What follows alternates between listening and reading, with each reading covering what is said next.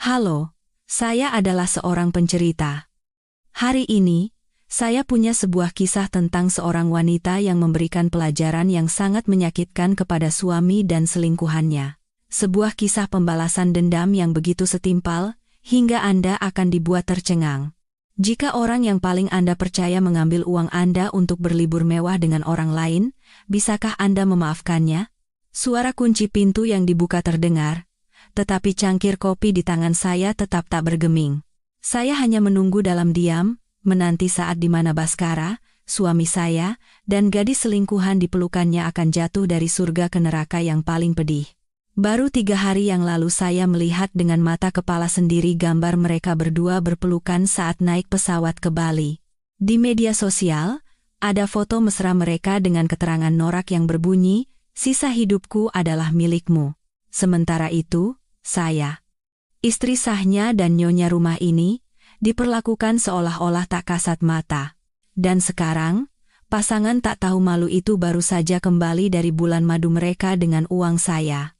Mereka masih terbuai dalam kebahagiaan setelah menghabiskan uang saya dengan boros, tanpa menyadari bahwa saya telah menyiapkan sebuah hadiah istimewa untuk mereka. Pintu depan dibuka dengan kasar.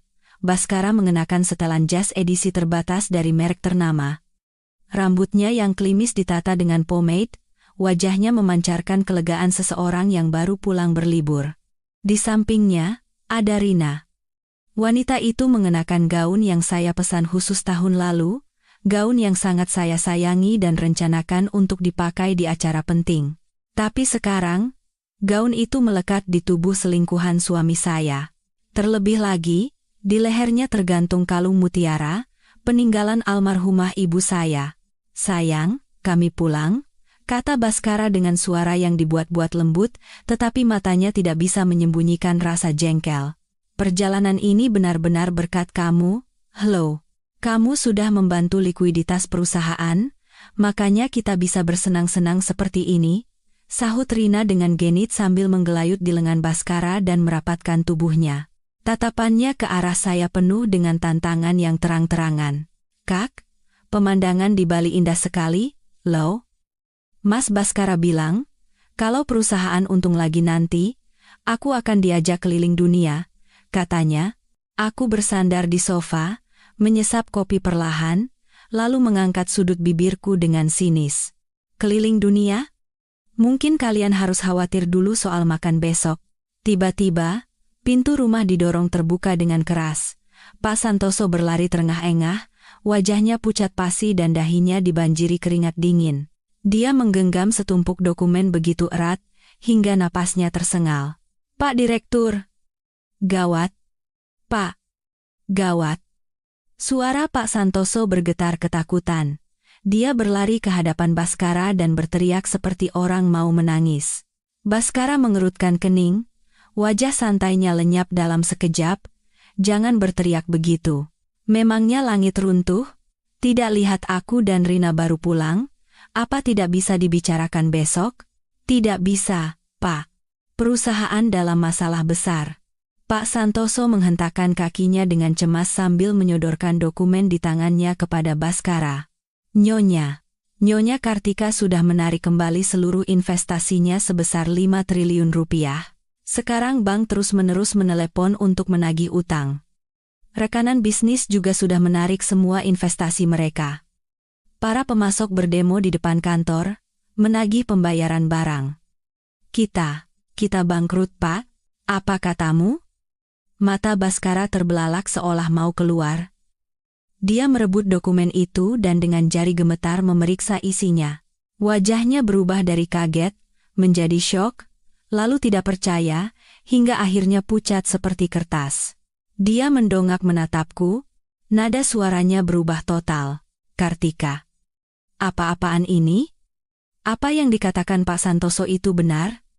Kamu benar-benar menarik dana 5 triliun? Senyum kemenangan di wajah Rina sirna. Tanpa sadar dia melepaskan lengan Baskara dan bertanya dengan tatapan panik, "Mas Baskara, ini tidak benar, kan? Kenapa Kak Kartika tiba-tiba menarik investasi? Pasti ada salah paham." Aku meletakkan cangkir kopi dan bangkit berdiri, Berjalan mendekati mereka, aku menatap pasangan yang sedang kalut di hadapanku dengan tatapan dingin, lalu berkata dengan suara datar sedingin air danau yang tenang, "Salah paham? Menurutmu, kesalahpahaman macam apa yang akan membuatku rela membiarkan seorang pria yang mengkhianatiku bersenang-senang dengan selingkuhannya? Dan masih bisa terus menggunakan modal raksasa dariku? Kamu bicara omong kosong apa?" Wajah Baskara memerah padam, mencoba membela diri. Aku dan Rina hanya rekan kerja biasa. Perjalanan ke Bali ini adalah acara workshop perusahaan. Jangan mudah percaya omongan orang. Rekan kerja biasa? Aku tertawa mengejek, lalu mengeluarkan ponsel dari saku dan memutar sebuah video. Aku menyodorkannya tepat di depan wajah mereka berdua. "Lalu bagaimana kalian akan menjelaskan ini? Video saat kamu memeluk Rina di kamar hotel, memanggilnya sayang, dan berbisik akan menceraikanku untuk menikahinya. Apa ini juga bagian dari workshop?" Gambar di video itu begitu menjijikkan hingga aku nyaris tak sanggup melihatnya.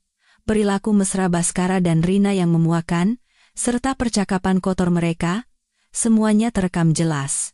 Setiap kata bagaikan jarum tajam yang menusuk jantung Baskara. Wajahnya langsung berubah kelabu. Dia mengulurkan tangan hendak merebut ponselku. "Kamu menguntitku, Kartika? Kamu benar-benar keterlaluan." "Keterlaluan?" Aku dengan mudah menghindari tangannya dan balas menatapnya dengan pandangan sedingin es. "Dibandingkan dengan kamu yang berselingkuh saat kita masih menikah, menggunakan uangku untuk membelikan tas mewah dan mobil untuk selingkuhanmu, bahkan mengirimnya bulan madu, di mana letak keterlaluanku? Apa kamu lupa, Baskara? Modal untuk mendirikan perusahaanmu itu sepenuhnya dariku. Setelah itu, arus kas perusahaan juga selalu aku yang mengisi tanpa pernah kurang. Sekarang aku hanya ingin uangku kembali. Itu hakku, bukan?" Rina mundur selangkah dengan wajah pucat ketakutan. Dia berkata dengan gugup, "Kakak, aku dan Mas Baskara, kami benar-benar saling mencintai. Tolong beri kami kesempatan sekali lagi. Perusahaan tidak boleh bangkrut, saling mencintai." Aku menoleh pada Rina dengan tatapan penuh penghinaan. "Rina, sebagai seorang lulusan baru, bukannya mencari pekerjaan yang baik, kamu malah sibuk merebut suami orang, memakai uang orang lain, tinggal di rumah orang lain, dan bahkan mengenakan pakaian orang lain. Dan kamu masih berani mengucapkan kata cinta dengan lantang? Mulai detik ini, semua yang ada di sini, termasuk rumah mewah ini, adalah milik pribadiku. Kalian berdua, enyah dari rumahku sekarang juga." Wajah Pak Santoso yang berdiri di samping semakin muram. Dia berkata dengan hati-hati, "Pak Direktur, saat ini tidak ada sisa uang sepeser pun di rekening perusahaan. Ada lebih dari 10 proyek yang terhenti karena kekurangan dana. Kita juga digugat oleh perusahaan rekanan untuk ganti rugi dalam jumlah yang sangat besar, Pak. Ratusan miliar rupiah. Ratusan miliar." Lutut Baskara lemas, dia nyaris ambruk ke lantai seolah kehabisan tenaga. Dia buru-buru berpegangan pada lemari sepatu di sampingnya, menatapku dengan pandangan kosong. "Kartika, kamu sudah gila? Menarik investasi itu satu hal. Tapi kamu melakukan sampai sejauh ini, di perusahaan itu ada tetesan keringat dan kerja kerasku." "Keringat dan kerja kerasmu?" Aku tertawa getir. "Baskara, jika bukan karena ayahku kasihan pada keluargamu dan memberimu modal, kamu mungkin sekarang sedang jadi kuli angkut di proyek bangunan. Jangan terlalu percaya diri bahwa semua kesuksesan ini datang dari kemampuanmu sendiri. Tanpa keluarga Wijaya, kamu bukan apa-apa. Karena kamu telah mengkhianatiku, jangan harap ada belas kasihan lagi. Bukan hanya menarik investasi, aku akan membuatmu membayar semua perbuatanmu dengan setimpal, membuatmu merasakan sakit hingga menyesal seumur hidup." Rina menatap bergantian antara kondisi Baskara yang menyedihkan dan tatapan dinginku, lalu mulai gemetar cemas. Dia mengira Baskara adalah seorang pengusaha kaya dan berbakat. Dia percaya jika berhasil mendapatkannya, hidupnya akan berubah dan menjadi nyaman. Tapi ternyata, perusahaan Baskara hanya bisa bertahan berkat uang Kartika. Sekarang, ketika Kartika memutus aliran dana, perusahaan itu bangkrut. Mimpi indahnya hancur berkeping-keping. Mas Baskara, lalu bagaimana kita sekarang? Rina memeluk kaki Baskara sambil terisak. Kita tidak punya uang lagi. Yang ada hanya utang menumpuk. Baskara menepis tangannya dengan kesal. Jangan tanya aku. Mana aku tahu?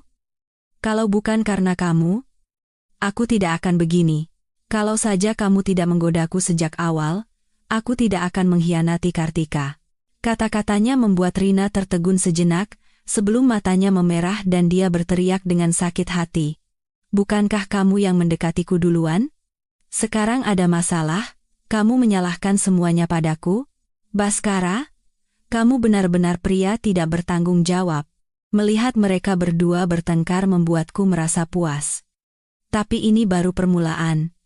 Baskara, Rina, dan ibu mertua yang selalu merendahkanku. Semua utang yang kalian ciptakan, akan kutagih semuanya, pokok beserta bunganya. Cukup. Aku memotong pertengkaran mereka dengan dingin. Ini bukan tempat kalian. Cepat pergi dari sini. Kalau masih keras kepala, aku akan panggil satpam. Baskara mengangkat wajahnya, menatapku tajam dengan mata penuh dendam dan amarah. Tapi dia tahu, saat ini dia tidak punya kekuatan untuk melawanku. Dia mengertakkan gigi, menatap Rina dengan geram, lalu berjalan menuju pintu. Rina ragu sejenak. Dia menatap bergantian antara rumah mewah ini dan kondisi Baskara, sebelum akhirnya memutuskan untuk mengikutinya dengan perasaan dongkol. Saat hendak melangkah keluar pintu, dia berbalik menatapku dengan tatapan benci. Aku tersenyum sinis dan berteriak di belakang mereka. Oh ya, hampir lupa. Semua uang yang kalian habiskan di Bali, juga pakaian dan perhiasan yang Rina pakai sekarang, aku akan menyuruh pengacara menagih semuanya. Karena itu semua dibeli dengan uangku. Kalian tidak punya hak untuk memilikinya. Kata-kata itu membuat langkah Baskara terhenti sejenak. Tubuhnya terhuyung, wajah Rina semakin pucat. Dia berjalan dengan goyah mengikuti Baskara keluar dari rumah megah itu. Melihat punggung mereka yang menyedihkan, aku mengangkat telepon. Halo, Ayah. Masalahnya hampir selesai. Perusahaan Baskara sudah bangkrut. Selanjutnya, giliran mengurus Ibu Jamilah yang sombong itu. Suara berwibawa ayahku terdengar dari seberang telepon. Bagus, putriku. Jangan khawatir, Kartika. Ayah akan mendukungmu sepenuhnya. Orang yang menyakitimu harus menerima ganjaran yang setimpal. Pintu baru saja ditutup kurang dari 1 menit ketika terdengar suara gedoran keras dari luar, seolah hendak menghancurkannya. Tanpa perlu berpikir, aku tahu itu ulah Baskara yang menyedihkan. Dia pasti masih syok karena kebangkrutannya dan merasa sakit hati karena harus menyerah begitu saja. Kartika, buka pintunya. Dasar wanita kejam. Teriakannya penuh dengan kegilaan. Pintu bergetar setiap kali dia memukulnya. Jelaskan padaku, kenapa kamu menarik investasi? Kamu sengaja ingin membuatku bangkrut sejak awal, kan? Isak tangis Rina juga terdengar. Dia berpura-pura menyedihkan. Kak, tolong buka pintunya. Bicaralah dengan kami. Mas Baskara sudah bekerja keras untuk sampai di titik ini. Perusahaan itu seperti nyawanya. Kenapa kakak bisa sekejam ini? Aku tertawa sinis, lalu perlahan berjalan ke pintu. Aku tidak membukanya, melainkan mengintip dari lubang intip. Rambut Baskara acak-acakan, setelan jasnya kotor oleh debu. Penampilan elegannya yang tadi sudah lenyap. Matanya dipenuhi amarah. Rina menangis tersedu-sedu, mencengkeram ujung bajunya, berakting seolah dunia akan kiamat. Orang yang tidak tahu apa-apa mungkin akan mengira aku menindas mereka. Baskara! Aku berteriak ke arah pintu, suaraku tidak keras tapi cukup dingin untuk menusuk tulang. Pintu ini milikku. Aku tidak mau mendengar omong kosong. Kalau kamu menggedor sekali lagi, aku akan lapor polisi atas tuduhan menerobos masuk. Gedoran di luar langsung berhenti, diikuti oleh suara umpatan geram dari Baskara. Kartika, Jangan berpura-pura. Kamu pikir dengan menarik investasi, kamu bisa mengatur hidupku? Jangan mimpi. Bahkan tanpa keluarga Wijaya, aku bisa membangun semuanya dari awal lagi. Membangun dari awal? Aku mencibir. Seorang pecundang yang menggunakan uang istri untuk mendirikan perusahaan lalu diam-diam memelihara selingkuhan? Baskara, sebaiknya kamu pikirkan dulu cara mendapatkan ratusan miliar untuk membayar denda, sebelum nanti semua hartamu disita sampai tidak punya celana untuk dipakai. Kau. Baskara sangat marah hingga tidak bisa berkata-kata. Dia hendak menggedor pintu lagi, tapi ditahan oleh Rina. Rina berbicara ke arah pintu dengan nada lembut. Kak, aku tahu kakak marah. Ini semua salahku. Aku seharusnya tidak berhubungan dengan Mas Baskara. Salahkan saja aku. Tapi jangan sakiti Mas Baskara. Kalau perusahaannya bangkrut, dia benar-benar akan hancur. Oh? Aku mengangkat alis, berpura-pura mengujinya. Jadi, perselingkuhan kalian ini sepenuhnya salahmu? Kalau begitu, berlutut dan minta maaf padaku sekarang. Lalu bersumpahlah akan menghilang dari kehidupan Baskara selamanya. Nanti akan aku pertimbangkan untuk memberinya jalan keluar. Wajah Rina langsung kaku. Kelemah lembutan yang tadi ditunjukkannya lenyap. Matanya memancarkan kilatan jahat sekejap, tapi dia cepat-cepat menyembunyikannya dan berkata dengan suara bergetar, Kak, aku salah. Aku minta maaf. Tapi aku benar-benar mencintai Mas Baskara. Kami tidak bisa berpisah. Benar-benar cinta? Aku merasa tidak perlu lagi melanjutkan sandiwara ini. Aku mengambil ponsel dan memutar rekaman suara yang sudah kusiapkan. Kalau begitu, coba dengarkan, apa ini yang kalian sebut cinta? Dalam rekaman itu, terdengar suara Rina yang genit. Mas Baskara, kapan sih kamu mau cerai dari nenek tua itu? Sayang sekali uang sebanyak itu ada di tangannya. Begitu perusahaan stabil, cepat ceraikan dia ya. Mas, biar aku bisa menikah denganmu secara terang-terangan, dan kita bisa pakai uang wanita itu sepuasnya. Disusul oleh suara Baskara. Sabar sedikit ya, sayang. Setelah pulang dari perjalanan ini, aku akan langsung minta cerai darinya. Wanita itu tergila-gila padaku, pasti dia akan setuju. Nanti, semua uang di perusahaan akan jadi milik kita. Aku akan belikan kamu cincin berlian terbesar di dunia, rumah terbaik, aku akan memanjakanmu seumur hidup. Lalu bagaimana dengan orang tua Kartika? Katanya, Mas mau mengusir mereka, bilang kalau orang-orang tua itu menyebalkan, menguasai harta keluarga Wijaya dan tidak mau melepaskannya. Suara Rina penuh dengan keangkuhan. Mas Baskara harus tepati janji, ya? Tenang saja. Begitu aku menguasai penuh kekuatan keluarga Wijaya, orang-orang tua itu, tentu saja bisa kita singkirkan sesuka hati kita. Setelah rekaman suara itu berakhir, di luar pintu menjadi sunyi senyap seperti kuburan. Aku bisa membayangkan betapa terkejut dan takutnya Baskara dan Rina saat ini. Setelah beberapa saat, barulah Baskara sadar dan berteriak. Kartika, kamu berani merekam suaraku? Kamu benar-benar licik, licik? Aku tersenyum dingin. Dibandingkan kalian berdua yang bersekongkol menipuku di belakang, bahkan berencana menipu orang tuaku, caraku ini masih sangat sopan. Baskara? Rina? Kalian pikir aku ini orang bodoh yang mudah ditipu? Aku sudah tahu semua kebusukan kalian sejak lama. Aku hanya menunggu waktu yang tepat untuk mendorong kalian jatuh ke neraka dalam sekali pukul. Selesai bicara, aku membuka pintu lebar-lebar dan menatap kedua orang yang wajahnya pucat pasi itu. Wajah Baskara memerah, dia menghindari tatapanku. Sementara Rina pucat, mengepalkan tinjunya dengan tubuh gemetar. Kakak, itu salah paham. Rekaman suara itu sengaja diedit dengan niat jahat. Kami tidak bermaksud begitu, Rina mencoba membela diri sampai akhir. Tidak bermaksud begitu?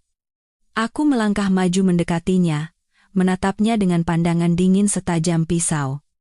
Kalau begitu jawab, Kalung mutiara di lehermu itu peninggalan almarhumah ibuku. Bagaimana bisa kamu memakainya dengan tidak tahu malu? Lalu gaun yang kamu pakai itu, aku memesannya seharga 1 miliar rupiah. Dari mana kamu mendapatkannya? Baskara yang diam-diam memberikannya, kan? Kalian memakai uangku, pakaianku, perhiasanku, lalu duduk merencanakan cara mengusirku dari rumah. Apa kalian masih punya hati nurani?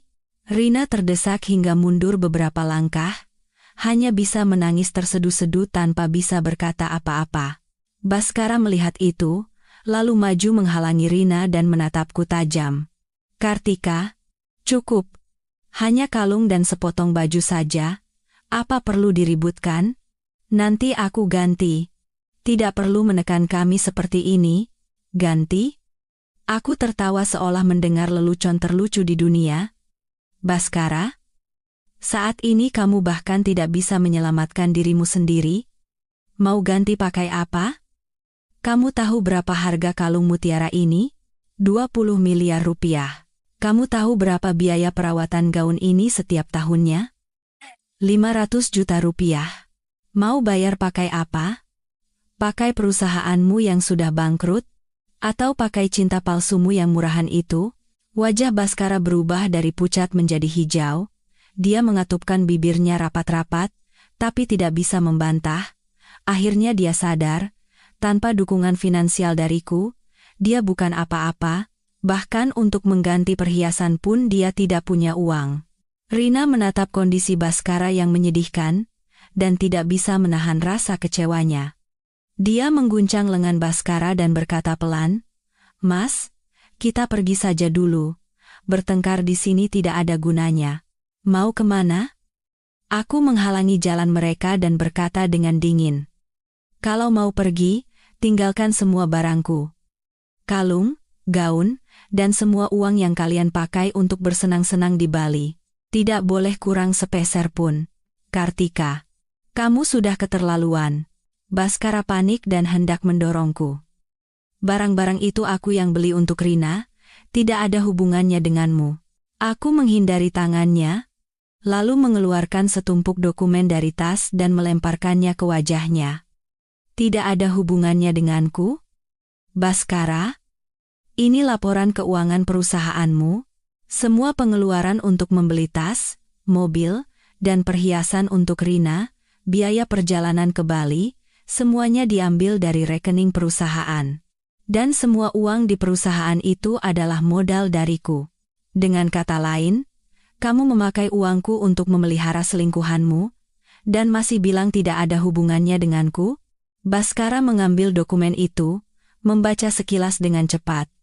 Wajahnya semakin muram, hingga akhirnya dia terduduk lemas di lantai, bergumam dengan tatapan kosong, "Tidak mungkin, tidak mungkin. Aku sudah menyembunyikan pembukuan itu dengan sangat baik." "Bagaimana kamu bisa tahu? Kalau tidak mau orang lain tahu, jangan pernah melakukannya sejak awal." Aku menatapnya dengan dingin dan berkata dengan nada sedingin es, "Baskara, kamu pikir otak cetekmu itu bisa menipuku? Aku sudah menyuruh orang untuk mengawasimu sejak lama. Setiap gerak-gerikmu ada dalam pantauanku." Rina, melihat situasi sudah tidak bisa diselamatkan, berhenti berpura-pura menyedihkan. Dia berbalik dan membentak Baskara. "Baskara, dasar tidak becus. Katanya kamu akan mengurus semuanya. Lalu sekarang bagaimana? Tidak ada uang, yang ada hanya utang. Sial sekali aku bertemu orang sepertimu. Tutup mulutmu." Baskara juga meledak. "Kalau bukan kamu yang menggodaku, apa aku akan jadi begini? Begitu ada masalah, kamu menyalahkanku." Melihat mereka bertengkar lagi membuatku semakin merasa puas. Tiba-tiba, ponselku berdering. "Ibu mertuaku, Ibu Jamilah." Aku mengangkat alis sedikit, lalu menjawab telepon. "Kartika. Dasar wanita sialan, apa yang sudah kamu lakukan pada anakku?" Suara Ibu Jamilah melengking memekakan telinga seperti pedagang di pasar. "Anakku baru saja menelepon, katanya perusahaan bangkrut dan punya utang ratusan miliar. Ini pasti ulahmu, kan? Kembalikan uangnya sekarang juga. Kalau tidak, aku tidak akan melepaskanmu. Aku tertawa sinis, lalu berkata ke telepon. Ibu Jamilah, saat anak Anda selingkuh dan memakai uang saya untuk memelihara wanita lain, ibu pura-pura tidak tahu. Sekarang perusahaannya bangkrut, baru ibu ingat saya? Uangnya tidak ada. Kalau mau, suruh saja anak kesayangan ibu untuk menagihnya sendiri. Aku langsung menutup telepon, lalu menatap Baskara dan Rina yang masih bertengkar dengan senyum mengejek. Silakan lanjutkan pertengkaran kalian. Saya permisi dulu. Aku berbalik hendak masuk ke dalam rumah. Kartika, jangan pergi. Baskara tiba-tiba bangkit dari lantai dan menghalangi jalanku. Kembalikan uangku. Perusahaan itu milikku. Milikmu? Tatapanku berubah dingin, lalu aku berteriak ke arah gerbang. Satpam! Satpam! Tidak lama kemudian, 2 orang satpam berbadan tegap berlari masuk dan bertanya dengan hormat.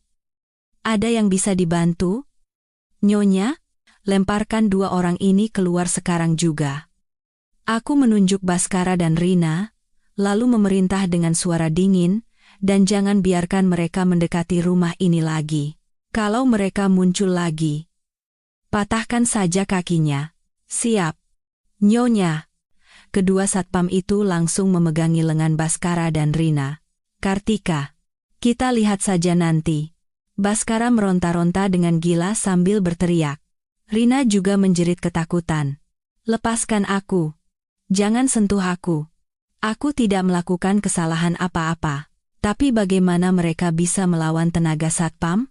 Keduanya diseret ke halaman luar dan dilemparkan ke tanah dalam sekejap. Aku berdiri di ambang pintu, menyaksikan pemandangan itu dengan dingin. Baskara, Rina, ini baru permulaan. Utang yang kalian buat padaku, akan kutagih setiap rupiahnya. Akan kubuat kalian membayar dengan setimpal hingga menyesal seumur hidup. Aku membanting pintu, memutus suara lolongan dan kutukan mereka. Begitu pintu tertutup, telepon berdering lagi. Kali ini dari sekretaris ayahku. Nona, Ibu Jamilah sudah berangkat dari luar kota. Diperkirakan akan tiba di Jakarta besok siang. Perlu persiapan? Persiapan? Aku tersenyum dingin. Tidak perlu. Aku juga ingin tahu keributan apa lagi yang akan dia buat. Bilang saja aku menunggunya di rumah ini. Kalau mau datang, silakan saja. Keesokan harinya, bel di depan rumah berbunyi tanpa henti, seolah malaikat maut datang berkunjung, sangat mengganggu. Tanpa bertanya pun aku tahu, itu pasti Ibu Jamilah yang agung sudah tiba. Aku bersandar di sofa, tidak bergerak sedikit pun, dan memerintah lewat interkom dengan dingin, biarkan dia masuk. Begitu pintu terbuka, Ibu Jamilah menyerbu masuk seperti badai hitam. Rambut keritingnya acak-acakan, dia mengenakan blus motif bunga yang kumal, di tangannya ada sebuah tas anyaman. Begitu masuk, dia membanting tas itu ke lantai. Mangga dan jeruk di dalamnya berhamburan kemana-mana. Kartika! Dasar perempuan jalang! Teriakannya menggelegar seolah bisa meruntuhkan langit-langit rumah. Dia berjalan mendekat hingga nyaris menabrakku, lalu menunjuk-nunjuk wajahku dan memakiku tanpa henti. Salah apa anakku padamu sampai kamu tega melakukan ini? Membuat perusahaan yang baik-baik saja bangkrut dalam semalam, dan masih punya utang ratusan miliar. Kamu mau menghancurkan keluarga kami, ya? Dia memakiku sambil hendak menyerangku, seolah ingin mencabik-cabikku. Satpam buru-buru menghalanginya, tapi dia terus meronta sambil meludah. Aku akan habisi perempuan kejam ini. Kalau terjadi apa-apa dengan anakku, kita mati bersama. Aku menyesap teh perlahan, dan menatapnya dengan pandangan dingin. Ibu Jamilah, jangan berteriak dulu. Apa ibu benar-benar tidak tahu apa yang telah dilakukan anak ibu? Anakku kenapa? Ibu Jamilah meninggikan suaranya dengan percaya diri. Anakku itu pekerja keras dan sayang keluarga. Kalau bukan karena perempuan sialan sepertimu, ini semua tidak akan terjadi. Kamu pasti punya selingkuhan di luar dan ingin merebut harta, makanya kamu bangkrutkan perusahaan anakku, kan? Selingkuhan? Aku tertawa getir. lalu mengambil setumpuk foto dari laci meja dan melemparkannya ke hadapannya. Lihat saja sendiri. Anak ibu dan Rina berpelukan dan berciuman mesra di Bali. Ini yang namanya sayang keluarga? Anak ibu selingkuh di belakangku, memakai uangku untuk membelikan tas mewah untuk wanita lain, bahkan mengirim mereka bulan madu. Ini yang namanya pekerja keras? Foto-foto yang tersebar di lantai penuh dengan gambar mesra Baskara dan Rina. Foto mereka merangkul pinggang di pantai, berciuman, foto mereka tidur berpelukan di ranjang hotel. Setiap foto begitu jelas hingga menyakitkan mata. Melihat foto-foto itu, wajah Ibu Jamilah berubah, tapi dia cepat-cepat berpura-pura tidak tahu. Ini pasti salah paham, kamu pasti mengedit foto ini. Anakku bukan orang seperti itu, salah paham? Aku tertawa mengejek, lalu memutar rekaman suara lain di ponselku. Rekaman itu berisi percakapan antara Ibu Jamilah dan Rina. Ibu tidak usah khawatir. Aku benar-benar mencintai Mas Baskara. Nanti setelah cerai dari wanita itu, aku akan merawat ibu dengan baik. Suara Rina terdengar manis. Rina, anakku, ibu percaya padamu. Perempuan mandul itu memang tidak pantas untuk anak ibu sejak awal. Selain punya uang, dia tidak punya apa-apa lagi. Nanti kalau kamu sudah menikah, ibu akan suruh Baskara membaliknamakan semua aset keluarga Wijaya atas namamu. Saat itu, kita berdua bisa hidup enak dan bahagia. Suara Ibu Jamilah penuh dengan sanjungan dan penghinaan. Terima kasih.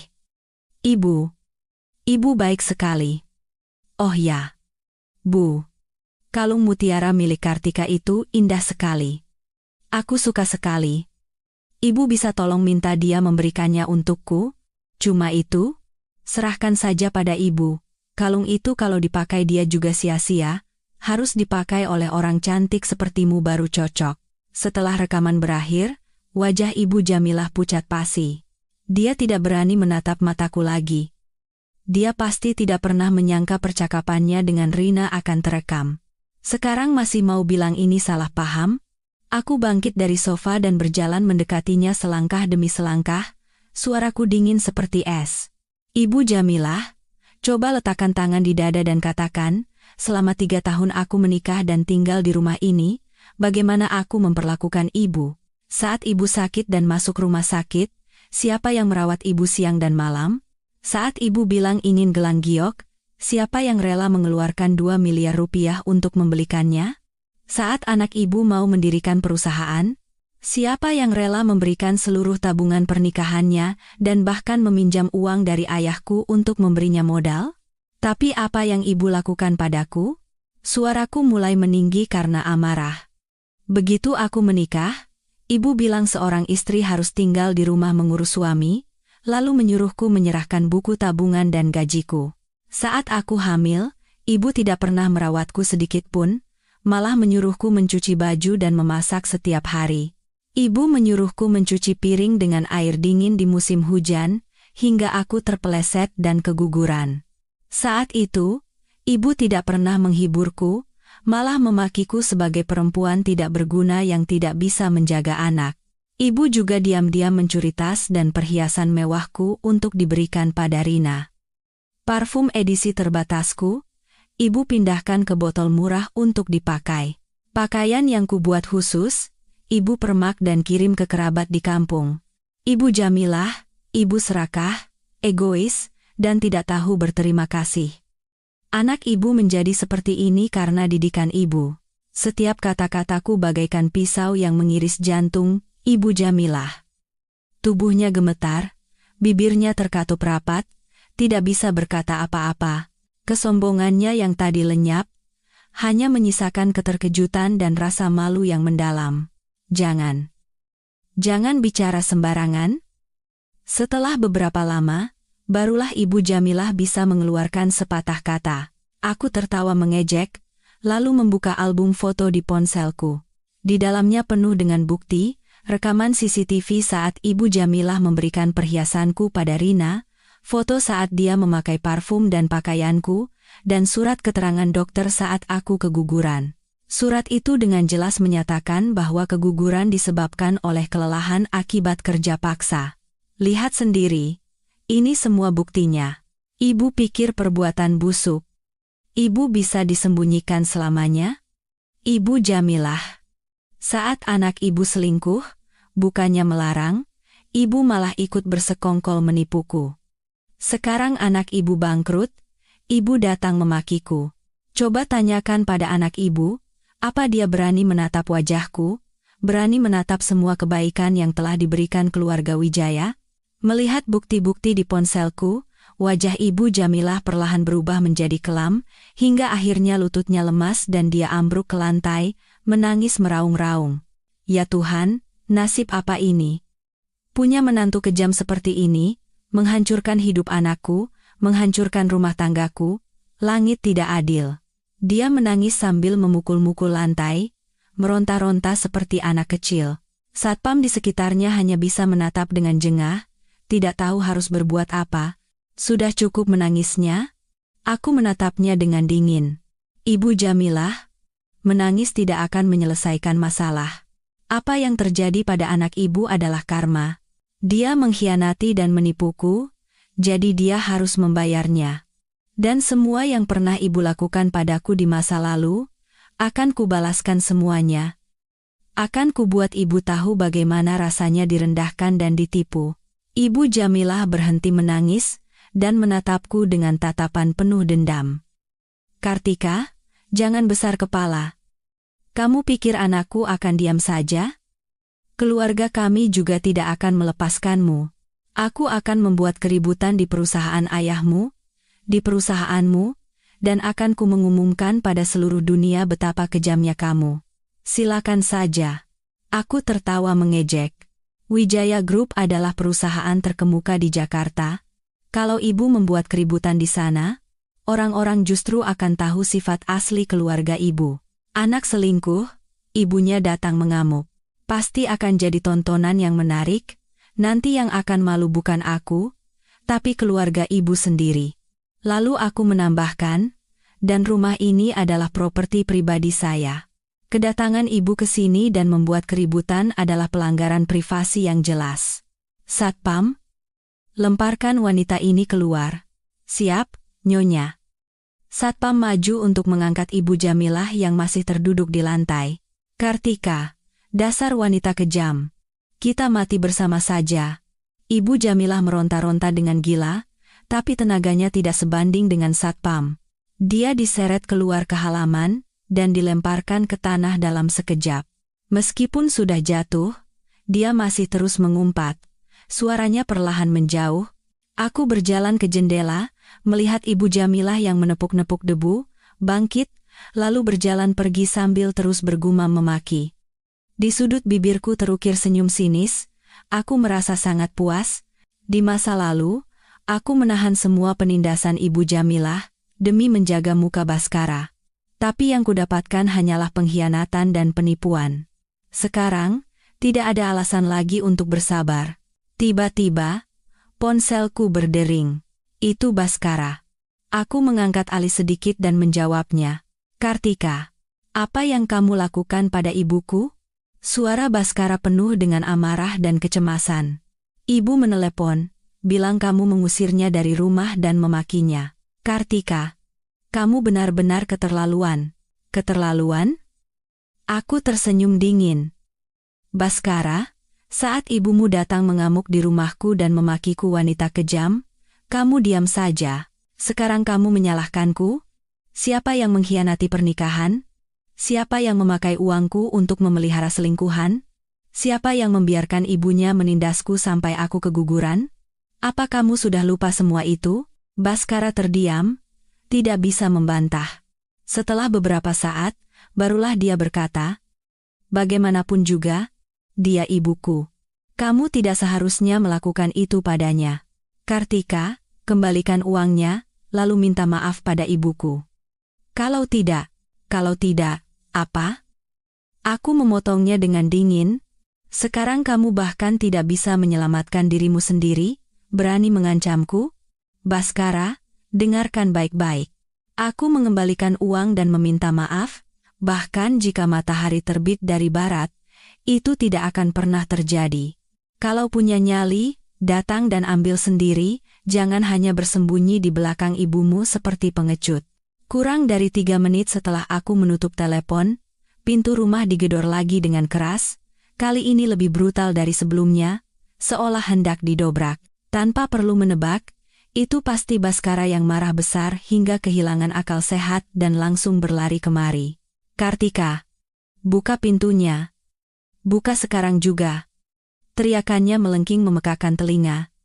Bercampur dengan suara Rina. Kak, jangan menghindar. Keluar dan bicarakan baik-baik. Masalah aset harus diselesaikan dengan jelas. Aku perlahan berjalan ke pintu dan mengintip dari lubang intip. Rambut Baskara acak-acakan, kancing jasnya terlepas, matanya merah menyala. Rina berdiri di sampingnya, wajahnya masih berbekas air mata, tapi matanya menatap liar pada barang-barang berharga di dalam rumah. Masalah aset? Aku tertawa sinis ke arah pintu. Baskara, kamu punya hak apa bicara soal aset denganku? Lupa kalau kamu menikah denganku sebagai menantu yang masuk ke keluarga Wijaya? Lupa semua barang di rumah ini milik siapa? Suara di luar hening sejenak, sebelum suara geram Baskara terdengar. Kartika, jangan bawa-bawa status menantu, aku juga punya harga diri. Selama 3 tahun ini, aku sudah mencurahkan tenaga dan pikiran untuk perusahaan. Kalaupun tidak ada jasa, setidaknya ada kontribusi. Rumah ini, mobil, saham perusahaan, setengahnya harus jadi milikku. Buka pintunya sekarang dan berikan bagianku, kalau tidak aku lapor polisi. Polisi? Aku tertawa sinis, lalu membuka pintu lebar-lebar. Aku berdiri bersedekap menatap mereka. Bagus. Panggil saja sekarang. Panggil polisi untuk memutuskan, apakah seorang suami yang selingkuh berhak menuntut pembagian harta bawaan istri. Baskara ternganga mendengar kata-kataku. Wajahnya merah padam seperti hati babi. Dia melangkah maju dan menunjuk ke sekeliling rumah sambil berteriak. Harta bawaan apa? Kita sudah menikah 3 tahun. Ini semua harta bersama. Rumah ini setengahnya milikku. Mobil sport di garasi itu juga milikku. Saham perusahaan. Setidaknya 30% harus jadi milikku.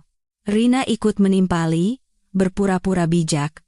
Kak, yang dibilang Mas Baskara itu benar. Kita kan suami istri. Tidak perlu sampai begini. Mas Baskara sudah banyak berkorban untuk perusahaan. Wajar kalau ada pembagian aset. Tolong kasihanilah kami dan berilah kami jalan untuk hidup. Kasihan? Aku tertawa mengejek, lalu berjalan ke ruang tamu, mengambil sebuah dokumen dari laci dan membantingnya ke meja. Baskara, lihat sendiri dengan matamu. Apa ini? Melihat dokumen itu, wajah Baskara pucat pasi. Itu adalah perjanjian pranikah kami, di atasnya tertera tanda tangannya yang dia tulis sendiri dengan hati-hati. Dia berjalan terhuyung-huyung mendekati dokumen itu, tapi aku menghalanginya dengan tangan. Jangan terburu-buru. Biar aku bacakan untukmu. Dan selingkuhanmu di samping itu, dengarkan juga, supaya kamu tahu apa kamu punya hak untuk ikut campur dalam asetku. Aku mengambil perjanjian itu dan membacakannya kata demi kata dengan jelas. Pasal 1, seluruh aset tidak bergerak, mobil, simpanan bank, dan saham Wijaya Group milik pihak pertama, yaitu Kartika Wijaya, dianggap sebagai harta pribadi sebelum menikah, dan tidak termasuk dalam pembagian harta gonogini setelah pernikahan. Pasal 2, modal pendirian perusahaan pihak kedua, yaitu Baskara, adalah pinjaman tanpa bunga dari pihak pertama. Apabila pihak kedua melakukan tindakan pengkhianatan selama masa pernikahan, seperti perselingkuhan, maka pinjaman tersebut harus dikembalikan seketika beserta bunganya, dan pihak kedua harus pergi dari rumah tanpa membawa apapun, tanpa tunjangan, dan tidak dapat menuntut aset apapun. Pasal 3. Cukup, hentikan. Baskara memotongku dengan kasar. Wajahnya pucat seperti kertas, kedua tangannya gemetar hebat. Perjanjian itu tidak sah, dulu kamu yang memaksaku menandatanganinya. Aku tidak mengakuinya. Memaksa? Aku mengangkat alis dan memutar video di ponselku. Lihat sendiri, apa ini namanya pemaksaan. Di dalam video, Baskara tersenyum lebar sambil menandatangani perjanjian itu. Dia bahkan menoleh ke kamera dan berkata, "Saya, Baskara, dengan ini menandatangani perjanjian pranikah ini secara sukarela. Saya bersumpah tidak ada paksaan apapun, dan berjanji akan merawat Kartika dengan baik, setia pada pernikahan kami, dan tidak akan pernah mengkhianatinya." Gambar yang jernih dan suara yang jelas. Wajah Baskara yang menjijikkan memenuhi layar. Rina yang berdiri di sampingnya tertegun. Dia pasti tidak pernah menyangka Baskara menandatangani perjanjian seperti ini. Itu berarti dia tidak akan mendapatkan apa-apa. "Baskara, sekarang masih ada yang mau kamu katakan?" Aku mematikan video dan melemparkan perjanjian itu ke hadapannya. "Kamu berselingkuh dan menggunakan uang pinjaman dariku untuk memelihara wanita lain? Kamu jelas-jelas melanggar pasal kedua. Kamu bukan hanya harus diusir dari rumah tanpa membawa apapun, tapi juga harus mengembalikan modal pendirian perusahaan sebesar 5 triliun rupiah yang kamu pinjam, pokok beserta bunganya. 5 triliun beserta bunganya."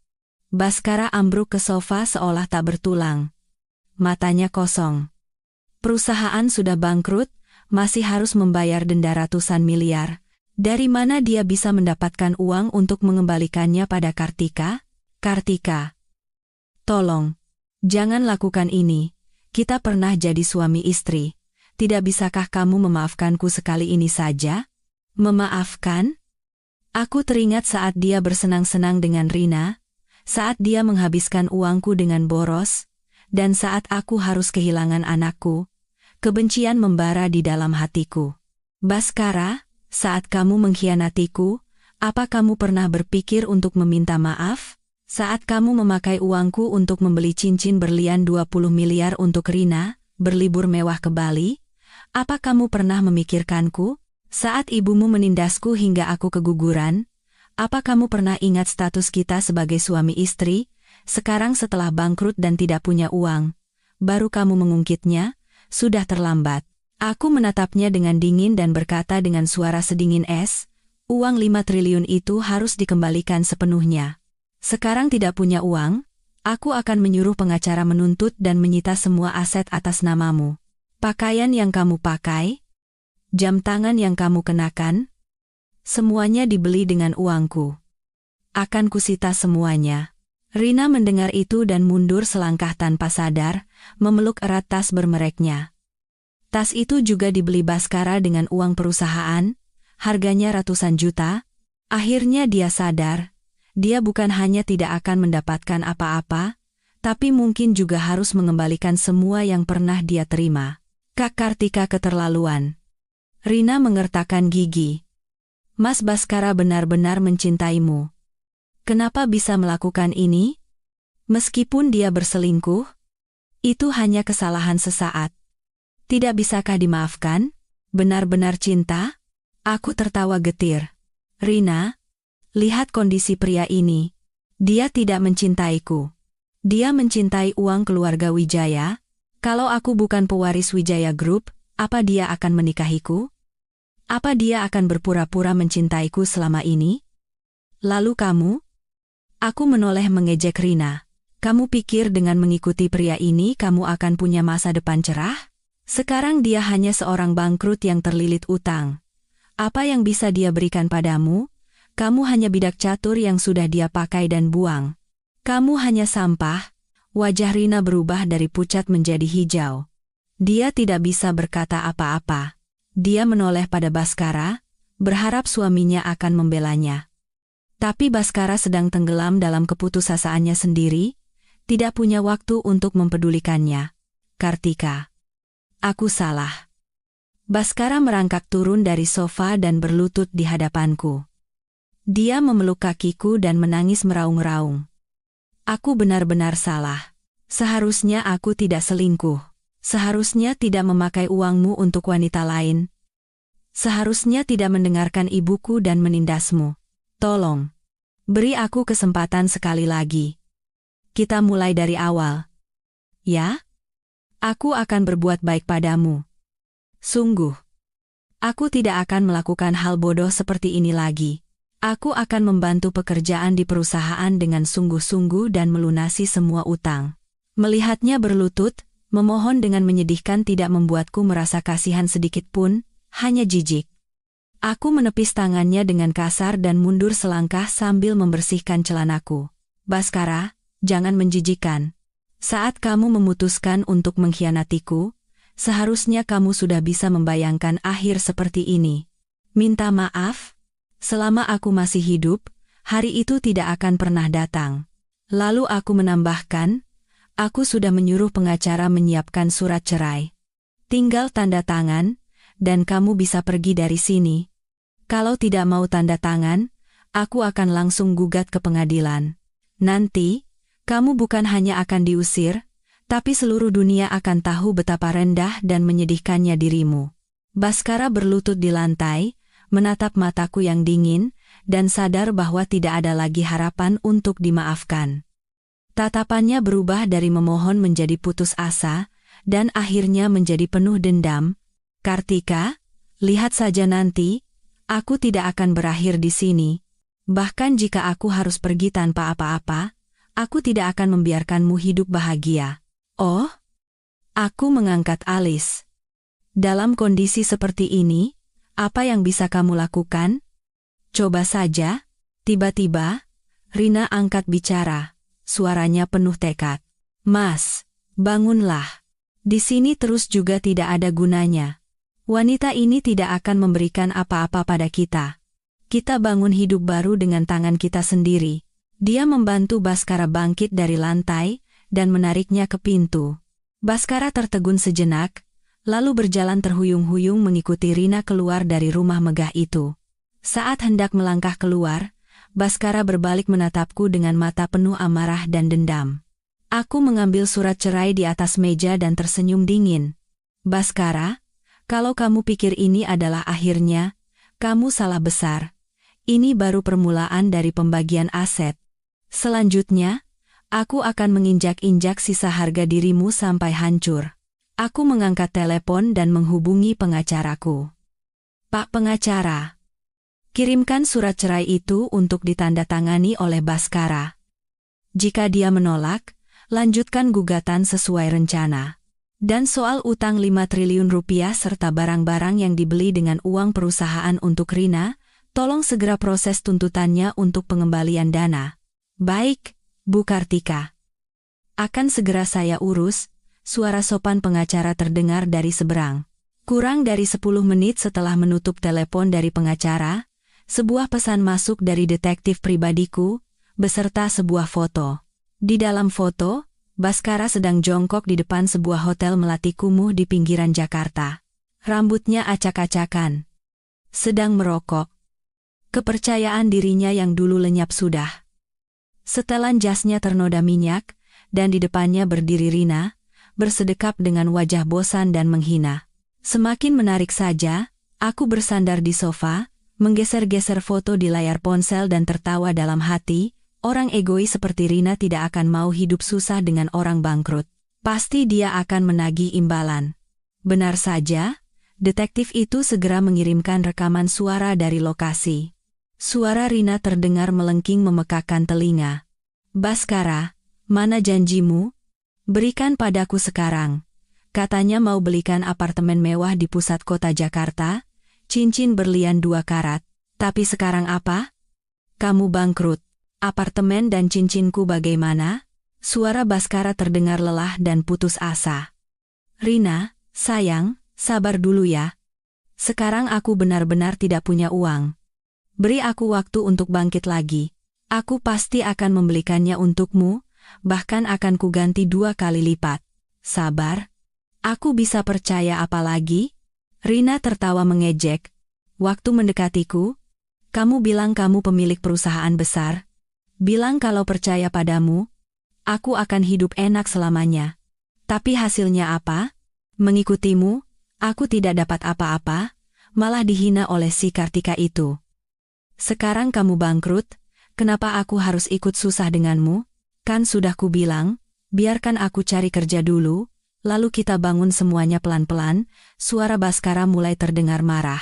Sekarang kita sedang susah, harusnya saling mendukung. Bukan malah memikirkan uang terus. Mendukung? Rina tertawa seolah mendengar lelucon terlucu di dunia. Baskara, jangan bicara seperti itu padaku.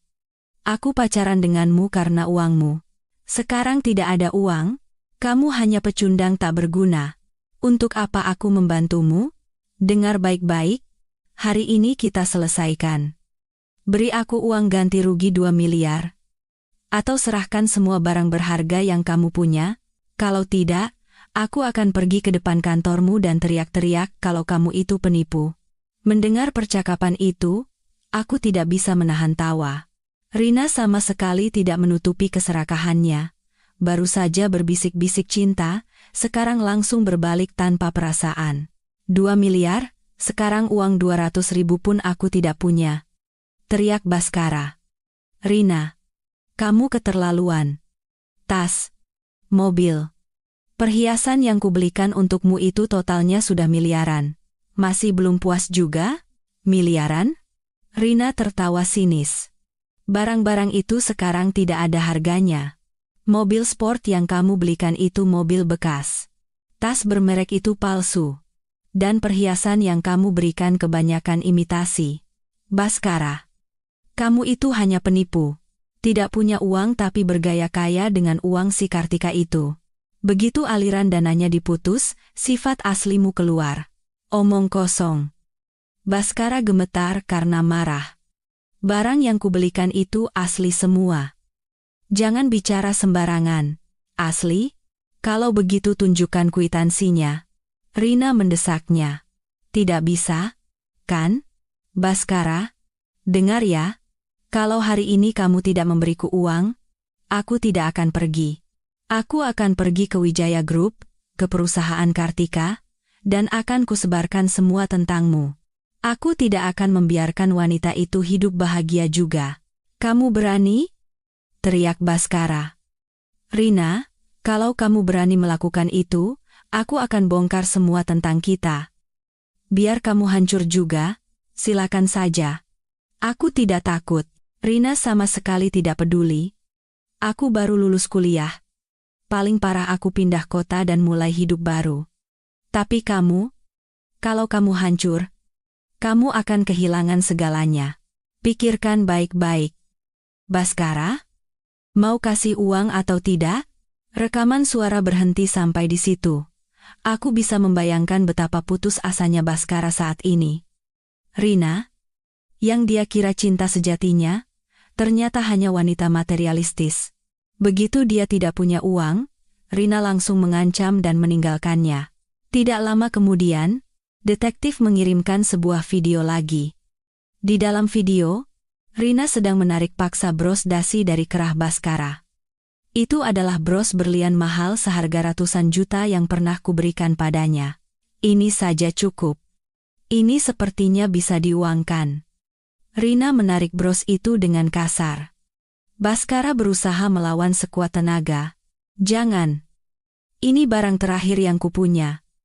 Mata Baskara memerah, memegangi bros dasinya. Barang terakhir? Memangnya bisa dimakan? Rina menarik bros itu dengan sangat kuat hingga terlepas dan ada di tangannya. Dia menimbangnya, lalu mengangguk puas. Ini lumayan, mungkin bisa dapat 20 atau 30 juta. Baskara, sial sekali aku bertemu sampah sepertimu. Hari ini kita putus. Jangan hubungi aku lagi. Selesai bicara, Rina bergegas pergi tanpa menoleh ke belakang. Seolah takut Baskara akan mengejarnya. Baskara berdiri terpaku menatap punggung Rina, tubuhnya gemetar hebat, hingga akhirnya lututnya lemas dan dia ambruk ke tanah. Dia memegangi kepalanya dengan kedua tangan dan menangis pilu. Sumpah cinta yang dia kira akan abadi, hancur begitu saja di hadapan uang. Aku mematikan video dan tersenyum dingin. Tidak ada rasa kasihan sedikit pun, hanya kepuasan. Baskara, inilah akibat dari mengkhianatiku. Dulu kamu mengira menemukan cinta sejati, tapi ternyata dia hanya wanita egois yang mengincar uangku. Sekarang kamu kehilangan segalanya, dan itu semua karena ulahmu sendiri. Tiba-tiba, teleponku berdering. Itu Ibu Jamilah. Aku mengangkat alis sedikit dan menjawabnya. Kartika. Dasar pembawa sial. Suara Ibu Jamilah lebih geram dari sebelumnya. Anakku baru saja menelepon. Bilang si Rina itu mengambil barang terakhirnya lalu meninggalkannya. Ini semua karena kamu. Kalau kamu tidak menarik investasi, anakku tidak akan bangkrut, dan tidak akan ditinggalkan oleh perempuan itu. Kembalikan uangnya sekarang juga. Kalau tidak, aku akan gantung diri di depan perusahaanmu. Gantung diri? Aku tertawa sinis. Ibu Jamilah, silakan saja. Di depan perusahaan kami ada CCTV 24 jam. Kalau ibu benar-benar gantung diri, saya akan lapor polisi atas tuduhan mengganggu ketertiban umum. Nanti, bukannya membantu anak ibu, malah ibu sendiri yang akan masuk penjara. Keluarga ibu pasti akan sangat malu. Dasar wanita kejam. Ibu Jamilah sangat marah, hingga tidak bisa berkata-kata. Setelah beberapa lama, barulah dia berteriak, aku tidak peduli. Pokoknya kembalikan uang anakku. Anakku bangkrut karena kamu. Karena saya? Aku tertawa getir. Dia yang selingkuh. Dia yang memakai uang saya untuk memelihara wanita lain, sampai jadi begini. Bukankah itu salahnya sendiri? Ibu Jamilah. Kalau ibu benar-benar khawatir pada anak ibu, cepat cari kerja dan pikirkan cara melunasi utang. Pasti tidak ada waktu untuk menelepon dan mengamuk seperti ini. Cari kerja? Anakku itu direktur perusahaan. Mana bisa dia jadi bawahan orang lain? Ibu Jamilah berkata dengan tidak percaya. Kartika, dengar baik-baik. Kalau tidak mengembalikan uang, aku akan duduk di depan rumahmu setiap hari. Aku tidak akan membiarkanmu hidup tenang. Silakan saja, kataku dengan nada menghina. Rumah saya ada keamanan. Kalau ibu mengamuk di depan gerbang, akan langsung diusir. Kalau sampai terluka, jangan salahkan saya. Aku menutup telepon dan melemparkan ponselku. Ibu Jamilah ini benar-benar tidak bisa diselamatkan. Sampai di titik ini, masih saja bilang anaknya direktur dan tidak bisa kerja jadi bawahan. Sungguh menggelikan dan menyedihkan. Aku minum segelas air. Baskara ditinggalkan Rina, Ibu Jamilah terus mengamuk. Sekarang dia pasti pusing sekali. Tapi ini belum cukup. Aku akan membuatnya merasakan semua kepedihan dan keputusasaan. Akan kubuat dia sadar betapa fatal akibat dari pengkhianatannya. Sudah waktunya untuk mengungkap identitasku yang sebenarnya. Jika dia tahu bahwa aku adalah satu-satunya pewaris Wijaya Group, dengan kekayaan yang jauh melampaui imajinasinya, bagaimana ekspresinya nanti? Aku menelepon sekretarisku. Besok jam 10 pagi, adakan konferensi pers di kantor pusat Wijaya Group. Aku akan mengumumkan identitasku secara resmi. Tolong sebarkan juga berita tentang hubungan menjijikkan Baskara dan Rina kepada media. Kita buat pesta ini jadi besar-besaran. Baik? Nona. Akan segera saya siapkan. Keesokan paginya, jam 9. Setelah sarapan, kepala pelayan datang dan berkata dengan hormat. Nona, mobil sudah siap. Di kantor pusat juga semua sudah disiapkan. Para wartawan sudah menunggu di ruang konferensi pers. Aku mengangguk, lalu berjalan ke ruang ganti. Aku mengenakan setelan rok hitam yang dibuat khusus, sepatu hak tinggi perak, dan mengikat rambutku tinggi-tinggi, memperlihatkan leher jenjangku. Di pergelangan tanganku, terpasang jam tangan edisi terbatas dari merek ternama. Penampilanku kali ini bernilai 10 kali lipat lebih mahal dari masa kejayaan Baskara. Wanita di cermin itu memiliki tatapan tajam dan aura yang mengintimidasi. Bukan lagi Kartika yang lemah lembut yang dulu hidup dalam diam. Ayo pergi, aku mengangkat dagu sedikit dan berjalan ke pintu. Begitu melangkah keluar dari gerbang rumah, sebuah Rolls-Royce Phantom hitam sudah menunggu dengan tenang, bodinya yang berkilauan di bawah sinar matahari. Sopir membukakan pintu dengan hormat sambil membungkuk. Silakan, Nona. Tetangga yang mendengar suara itu menjulurkan kepala dari jendela. Mereka semua terkejut melihat pemandangan itu. Dulu, mereka mengenalku sebagai istri Baskara, hanya seorang putri dari keluarga kaya biasa. Mereka tidak pernah menyangka aku adalah seseorang yang bisa menaiki mobil semewah ini. Aku melangkah masuk ke dalam mobil dengan anggun. Jok kulit yang lembut dan interior yang mewah namun simpel, semuanya menunjukkan kemewahan. Mobil perlahan bergerak meninggalkan kompleks perumahan, menuju kantor pusat Wijaya Group. Aku memandang pemandangan di luar jendela sambil bertekad dalam hati. Hari ini, aku akan menunjukkan pada seluruh dunia siapa Kartika Wijaya. Baskara, Ibu Jamilah, dan Rina. Akan kubuat mereka merasa menyesal dan takut luar biasa atas semua yang pernah mereka lakukan. Sekitar 30 menit kemudian, mobil tiba di kantor pusat Wijaya Group. Gedung pencakar langit setinggi 80 lantai ini adalah salah satu bangunan paling ikonik di Jakarta, dan salah satu aset keluarga Wijaya. Begitu mobil berhenti, CEO perusahaan, Pak Ismail, memimpin jajaran direksi untuk menyambutku dengan hormat di depan pintu. Nona sudah tiba. Iya, aku mengangguk dan berjalan masuk ke dalam gedung di bawah sambutan mereka. Lobi dipenuhi oleh wartawan. Begitu aku melangkah masuk, semua kamera langsung mengarah padaku. Kilatan blitz menyilaukan tanpa henti. Para wartawan mengerumuniku, "Ibu Kartika, apa benar Anda adalah pewaris Wijaya Group? Ibu Kartika, kenapa Anda menyembunyikan identitas Anda selama ini? Ibu Kartika, apakah kebangkrutan perusahaan Bapak Baskara benar-benar ada hubungannya dengan Anda?" Aku mengangkat tangan untuk menenangkan mereka. Wajahku tersenyum tipis, lalu aku berkata dengan suara yang jelas dan kuat, "Bapak dan Ibu sekalian, mohon tenang sejenak. Saya tahu Anda semua punya banyak pertanyaan. Nanti dalam konferensi pers, saya akan menjawab semuanya." Selesai bicara, aku mengikuti Pak Ismail masuk ke ruang konferensi pers dan duduk di kursi tengah. Ruangan itu dipenuhi oleh media dari seluruh negeri dan tokoh-tokoh terkemuka di dunia bisnis. Aku menyapukan pandangan ke sekeliling, lalu mengambil mikrofon dan berbicara perlahan. "Selamat siang, semuanya. Saya Kartika Wijaya, satu-satunya pewaris Wijaya Group." Kata-kata itu membuat ruangan meledak seketika. Para wartawan kembali heboh. Kilatan blitz menyambar-nyambar. "Ibu Kartika benar-benar pewaris Wijaya Group? Luar biasa. Wijaya Group adalah perusahaan raksasa di negara ini.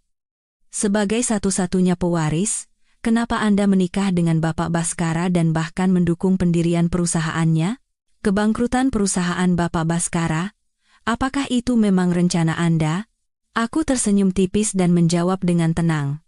Pertama, bahwa saya adalah satu-satunya pewaris Wijaya Group adalah benar.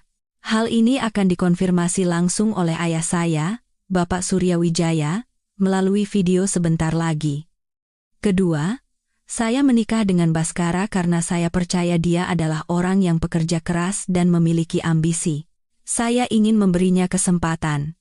Saya mendukung pendirian perusahaannya karena saya berharap dia akan sukses dan tidak mengecewakan saya. Tapi kemudian, nada suaraku berubah menjadi dingin sedingin es. Namun, dia menyalahgunakan kepercayaan saya. Dia menggunakan uang saya untuk berselingkuh selama pernikahan kami, memelihara wanita lain, dan bahkan bersekongkol dengan ibunya untuk menipu saya dan keluarga saya. Oleh karena itu, saya menarik kembali investasi saya.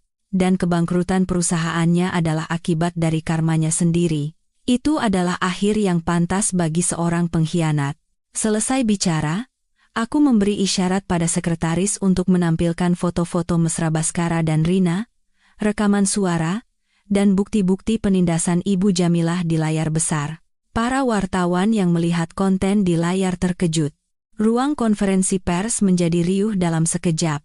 Ya Tuhan, Baskara orang seperti itu? Memakai uang istri untuk selingkuh? Ibunya juga ikut menipu dan menindas menantunya. Keterlaluan. Kritik dari para wartawan terdengar di mana-mana. Semua orang menatap layar dengan tatapan marah dan jijik. Tiba-tiba, teleponku berdering. Itu Baskara. Aku mengangkat alis sedikit, lalu mengaktifkan pengeras suara dan menjawabnya. Kartika, apa yang kamu lakukan? Suara Baskara penuh kegilaan. Kamu? Kamu pewaris Wijaya Group? Kenapa kamu menyembunyikannya dariku? Kamu sengaja mempermainkanku sejak awal, kan? Semua mata di ruangan tertuju pada ponselku. Aku tertawa sinis dan berkata, Baskara, aku menyembunyikan identitasku karena kupikir kamu tidak pantas untuk mengetahuinya.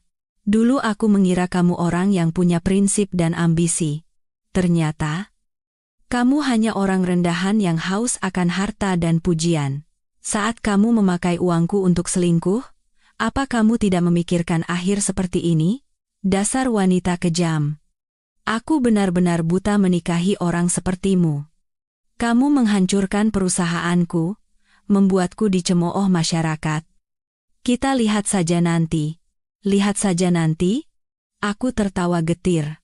Baskara, dalam kondisimu sekarang, kamu punya kekuatan apa untuk melawanku? Lihat dirimu sekarang. Kehilangan segalanya, ditinggalkan semua orang, ini semua karena ulahmu sendiri. Dan dengar baik-baik, ini baru permulaan. Semua utangmu padaku, akan kutagih sampai lunas. Aku langsung menutup telepon. Para wartawan di ruangan itu ternganga menyaksikan adegan yang luar biasa ini. Luar biasa. Baskara kena batunya. Ibu Kartika hebat. Orang sampah seperti itu memang harus diberi pelajaran. Aku menoleh pada para wartawan lagi. Saya mengadakan konferensi pers hari ini bukan hanya untuk mengumumkan identitas saya, tapi juga untuk memberitahu semua orang bahwa pengkhianat pernikahan dan orang yang tidak tahu berterima kasih akan menerima ganjaran yang setimpal. Dan saya peringatkan semua orang yang berniat macam-macam dengan saya dan keluarga Wijaya, sadarilah posisimu dan jangan melakukan hal bodoh. Tiba-tiba, video ayahku muncul di layar besar. Ayahku mengenakan setelan jas, wajahnya serius, dan berkata, Selamat siang semuanya, saya Surya Wijaya. Kartika adalah putri saya dan satu-satunya pewaris Wijaya Group. Dulu kami menyembunyikan identitasnya dengan harapan dia bisa menemukan cinta sejati dalam kehidupan biasa. Tapi Baskara tidak tahu diri, mengkhianati putri saya dan menipu keluarga Wijaya. Dalam kesempatan ini, saya mengumumkan bahwa keluarga Wijaya tidak akan pernah memaafkan Baskara dan keluarganya, dan akan menggunakan semua sumber daya yang ada untuk menuntutnya secara hukum dan menagih semua utangnya pada putri saya. Kata-kata ayahku menjadi konfirmasi akhir identitasku dan paku terakhir di peti mati Baskara. Setelah konferensi pers selesai, saat aku hendak meninggalkan ruangan, Ibu Jamilah berlari masuk ke lobi seperti orang gila. Kartika, dasar penipu. Kamu sudah menghancurkan hidup anakku, mau lari kemana? Keluar. Dia mencoba menerjangku tapi dihalangi oleh satpam. Ibu Jamilah, apa ibu masih belum sadar juga? Anak ibu jadi begini karena karmanya sendiri, tidak ada hubungannya dengan saya. Kalau masih mengamuk di sini, saya akan suruh satpam mengusir ibu sekarang juga. Usir? Coba saja. Ibu Jamilah menatapku tajam sambil berteriak. Kamu menyembunyikan identitasmu? Menipu kami? Kamu membuat perusahaan anakku bangkrut, membuatnya dicemooh masyarakat, kamu harus ganti rugi. Ganti rugi? Aku tertawa getir. Saya tidak menuntut ganti rugi atas penderitaan mental yang ibu sebabkan saja sudah untung. Anak ibu selingkuh? Ibu ikut mendukungnya. Utang kalian pada saya seumur hidup pun tidak akan lunas. Masih berani minta ganti rugi? Aku memberi isyarat pada satpam untuk mengusirnya. Ibu Jamilah diseret keluar sambil terus mengumpat. Aku menatap punggungnya yang menyedihkan dan tersenyum dingin. Baskara, Ibu Jamilah, mimpi buruk kalian baru saja dimulai. Tiba-tiba, Pak Ismail datang dan berkata, Nona, Bapak Baskara terus menelepon. Apa perlu diblokir? Tidak perlu, aku menggelengkan kepala. Pasti mau minta balikan atau minta uang. Bilang padanya saya tidak punya waktu, dan suruh pengacara untuk mempercepat proses tuntutan, menagih semua utangnya. Tidak lama setelah mobil Rolls-Royce meninggalkan kantor pusat Wijaya Group, sebuah pesan masuk dari sekretarisku. Nona, Bapak Baskara menunggu Nona di depan gerbang perusahaan. Dia bilang harus bertemu Nona. Dia menangis meraung-raung minta balikan. Aku tertawa sinis dan berkata pada sopir, putar balik. Karena dia belum terinjak-injak sampai hancur, baguslah dia datang sendiri. Mobil kembali menuju gedung Wijaya Group. Dari kejauhan, terlihat kerumunan orang. Di tengah-tengahnya, ada Baskara. Dia mengenakan setelan jas yang kotor, rambutnya acak-acakan. Di tangannya ada sebuah tas usang. Melihat mobilku, dia buru-buru melambaikan tangan sekuat tenaga seolah menemukan sekoci penyelamat. Begitu mobil berhenti dan aku turun, Baskara menerobos kerumunan, berlari, dan langsung berlutut di hadapanku. Tas di tangannya jatuh. Beberapa buah mangga mentah, sebuah syal rajutan, dan jepit rambut plastik murahan berhamburan keluar. Kartika. Kartika. Aku salah. Aku benar-benar salah. Baskara memeluk kakiku dan menangis meraung-raung. Seharusnya aku tidak mengkhianatimu. Seharusnya tidak memakai uangmu untuk wanita lain.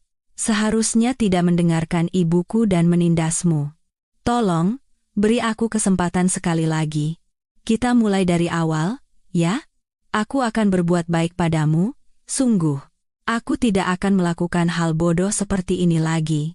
Orang-orang di sekitar terkejut, mengeluarkan ponsel mereka untuk merekam. Ya Tuhan, itu Baskara yang selingkuh, kan? Minta balikan? Menyedihkan sekali. Berlutut minta balikan, bawa barang murahan begitu. Bu Kartika kan pewaris Wijaya Group, tidak mungkin dia mau kembali pada pria seperti itu. Wajahku jijik, mencoba melepaskan kakiku dari pelukan Baskara, tapi dia memeluknya sangat erat. Baskara, apa kamu tidak malu? Aku malu sekali. Tidak. Kartika. Aku tidak akan melepaskanmu. Baskara menangis semakin keras. Aku salah, aku tahu aku tidak pantas untukmu, tapi aku benar-benar mencintaimu. Dulu aku seperti kesurupan, ditipu oleh sirina itu. Sekarang aku tahu sifat aslinya. Di hatiku hanya ada kamu, Kartika.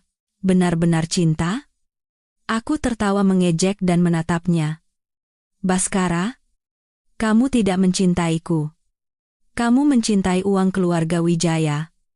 Dulu saat tidak tahu identitasku, kamu mengkhianatiku. Sekarang tahu aku pewaris Wijaya Group, kamu datang berlutut minta balikan. Kamu pikir aku bodoh? Bukan, Kartika. Aku benar-benar mencintaimu, dulu aku hanya khilaf sesaat. Sekarang, aku benar-benar menyesal. Demi kamu, aku rela melakukan apa saja. Bahkan menerobos api pun aku mau. Menerobos api? Aku mengangkat alis dan menatapnya. Kalau begitu, merangkaklah dari sini sampai ke seberang jalan sana. Merangkak pergi dan kembali, nanti akan aku pertimbangkan. Baskara tertegun sejenak, wajahnya berubah dari pucat menjadi hijau. Orang-orang di sekitar mulai berbisik, mengatakan aku terlalu kejam. Tapi kebanyakan berpikir itu adalah hukuman yang pantas dia dapatkan. Kenapa? Tidak bisa? Aku tertawa mengejek. Baskara, hal sekecil ini saja tidak bisa kamu lakukan? Masih bilang akan melakukan apa saja untukku? Kamu tidak benar-benar ingin balikan denganku. Kamu hanya ingin kembali menumpang hidup padaku dan memakai uangku dengan nyaman. Bukan? Bukan begitu. Baskara berteriak panik. Kartika, aku benar-benar menyesal. Tolong beri aku kesempatan. Lihat, aku bawakan hadiah untukmu. Aku menyiapkannya dengan sungguh-sungguh. Syal ini, aku mencarinya di beberapa pasar baru ketemu. Jepit rambut ini, model yang dulu kamu suka, aku memilihnya dengan hati-hati. Aku melihat barang-barang murahan yang berceceran di lantai, dan tidak bisa menahan tawa. Baskara, kamu pikir aku sekarang bangkrut, lalu dengan sampah murahan ini aku akan terharu? Saat memberikan hadiah pada Rina, kamu berikan cincin berlian 20 miliar, tas ratusan juta. Tapi untukku, kamu hanya menyiapkan ini? Kamu merendahkanku? Bukan. Kartika. Sekarang aku tidak punya uang. Jadi hanya bisa beli ini. Suara Baskara perlahan melemah. Matanya penuh dengan rasa malu dan menyedihkan. Tidak punya uang? Aku tertawa mengejek. Saat kamu memakai uangku untuk memelihara selingkuhanmu, apa kamu tidak memikirkan hari ini, sekarang tidak punya uang, datang mengemis padaku. Kamu pikir aku akan kasihan? Baskara. Dengar baik-baik. Bahkan jika aku harus hidup sendiri seumur hidup, aku tidak akan pernah memulai lagi dengan orang rendahan yang tidak tahu terima kasih dan serakah sepertimu. Aku berteriak pada satpam di samping. Seret orang ini pergi. Lemparkan jauh-jauh dari pandanganku. Siap, Nona. Satpam maju hendak menyeret Baskara. Kartika, jangan begini, aku benar-benar mencintaimu. Baskara memeluk kakiku tidak mau lepas. Aku tahu kamu masih marah, pukul aku, maki aku, asal kamu maafkan aku. Aku rela melakukan apa saja. Pukul? Maki? Aku tidak mau mengotori tanganku. Aku memberi isyarat pada satpam dan berkata dengan dingin, seret dia pergi. Boleh pakai kekerasan? Tidak usah sungkan. Satpam tidak ragu lagi. Mereka melepaskan tangan Baskara dengan paksa dan menyeretnya. Baskara meronta sekuat tenaga sambil berteriak, Kartika. Aku tidak akan menyerah. Aku akan menunggu sampai kamu memaafkanku. Silakan saja, kataku dengan nada menghina. Bahkan jika kamu menunggu seumur hidup, aku tidak akan memaafkanmu. Dan buang semua barang-barang itu. Menjijikkan.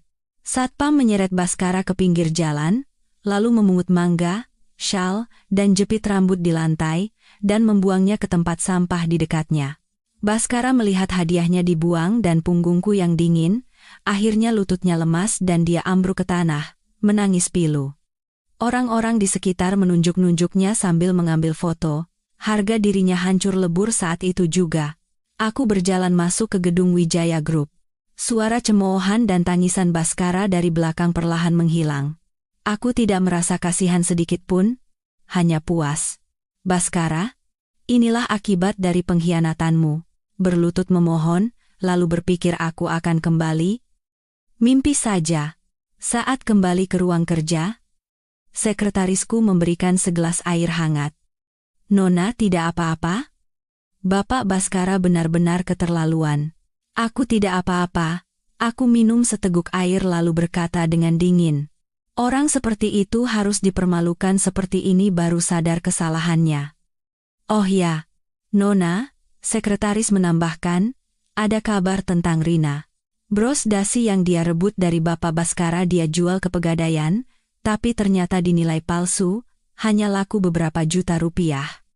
Sekarang dia sedang mengamuk di Pegadaian. Oh? Aku mengangkat alis, tertarik. Baskara tidak hanya menipuku. Ya, dia juga menipu Rina. Rasakan. Dan kami juga menemukan bahwa dulu Rina pernah diam-diam menggelapkan uang ratusan juta dari rekening perusahaan Bapak Baskara. Sekarang dia berencana kabur ke kota lain dengan uang itu. Kabur? Aku tertawa sinis. Tidak semudah itu. Sudah bersenang-senang dengan uangku, lalu mau kabur begitu saja, hubungi pengacara. Tuntut Rina juga. Suruh dia kembalikan semua uang yang dia gelapkan. Baik, Nona. Akan segera saya laksanakan. Aku berjalan ke jendela, melihat Baskara yang masih terduduk di bawah gedung, dan tersenyum dingin.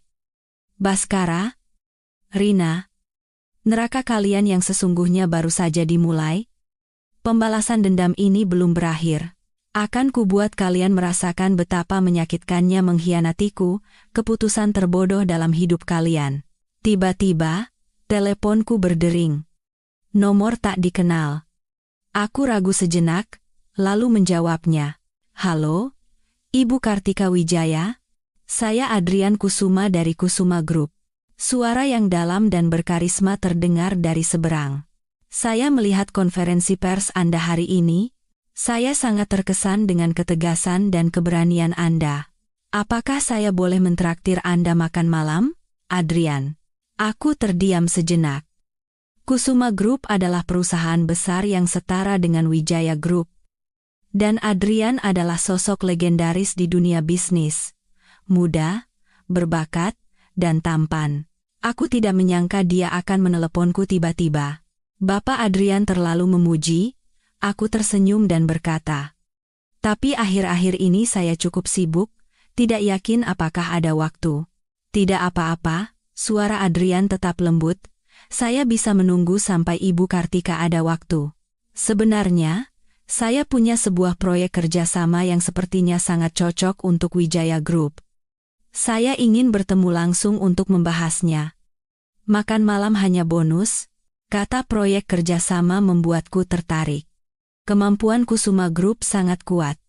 Jika bisa bekerja sama, akan sangat bermanfaat bagi pertumbuhan Wijaya Group. Baiklah, aku mengangguk. Kalau begitu, besok jam 7 malam di Sky Lounge, Hotel Grand Hyatt. Apakah Anda bisa? Tentu saja, suara Adrian terdengar senang. Kalau begitu, sampai bertemu besok, Bu Kartika. Setelah menutup telepon, aku merasa sedikit bersemangat. Aku sudah lama mendengar nama Adrian Kusuma, tapi belum pernah bertemu. Tidak disangka kami akan berkenalan dalam situasi seperti ini. Sementara itu, Rina, setelah lelah mengamuk di Pegadaian dan hanya mendapatkan 10 juta, berdiri di pinggir jalan, sambil menggenggam uang lecek itu. Dia menatap mobil-mobil mewah yang lalu lalang dengan amarah.